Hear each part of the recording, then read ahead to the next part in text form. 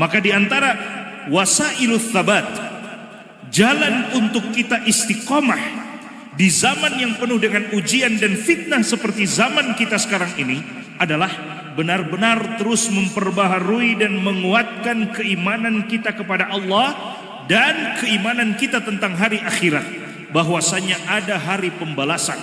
Kalau kita tidak beramal sekarang, apa yang kita mau lakukan pada hari pembalasan? Ya, itu bahasa yang selalu harus kita tanyakan pada diri kita. Kalau bukan sekarang saya beramal, tiba-tiba Allah panggil saya, lalu apa yang akan saya lakukan pada hari pembalasan nanti? Tidak mungkin kita diam saja. Hari pembalasan nanti kita mungkin tidak bisa berbicara lagi.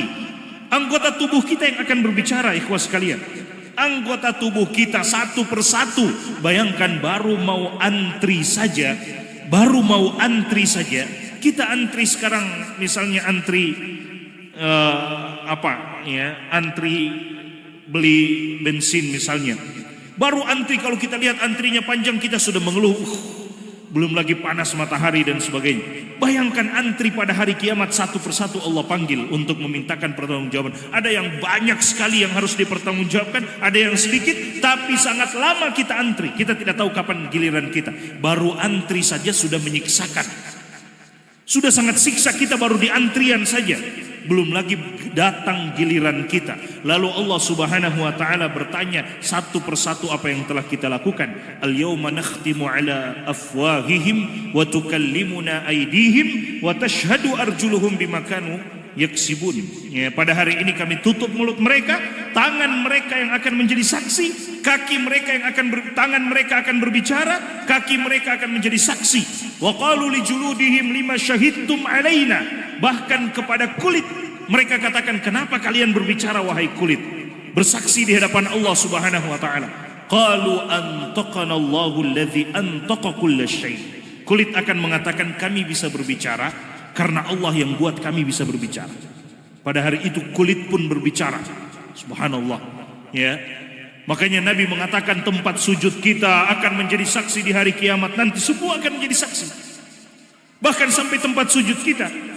Dari sini para ulama menyunahkan kita untuk berpindah ketika kita selesai sholat wajib untuk ke sholat sunnah, dan sebagian ulama menyunahkan kita untuk cari tempat lain. Supaya apa? Supaya semakin banyak tempat yang menjadi saksi pada hari kiamat. Semua akan menjadi saksi. Orang yang mengumandangkan azan, tidaklah benda hidup ataupun benda mati mendengarkan suara azannya, kecuali akan menjadi saksi pada hari kiamat. Sejauh mana suaranya itu didengarkan oleh benda hidup ataupun benda mati akan menjadi saksi pada hari kiamat. Semakin kita beriman dengan hari kiamat, semakin kita akan mempersiapkan yang terbaik. Tapi jika keimanan kita terhadap hari kiamat berkurang, lupa kita dengan hari kiamat, kenapa Nabi perintahkan kita untuk memperbanyak mengingat kematian? Kematian adalah awal dari kiamat. Ya, kematian adalah awal dari kiamat, karena kalau sudah meninggal dia, tidak mungkin lagi dia tambah amalannya, kecuali kalau dia punya amalan jariyah. Ya, membangun masjid dan sebagainya, sedekahun jariyah dia punya, alhamdulillah masih bertambah amalannya, atau anak soleh yang ditinggalkan, alhamdulillah. Ya, tapi kalau dia tidak punya apa-apa, maka itu adalah kiamat untuk dia. Kenapa? Dia tinggal menunggu hari kiamat yang sesungguhnya, kiamat yang besar, tidak bertambah lagi amalan-amalannya, yang ada tinggal pertanggungjawaban. Makanya Nabi perintahkan kita untuk selalu mengingat kematian.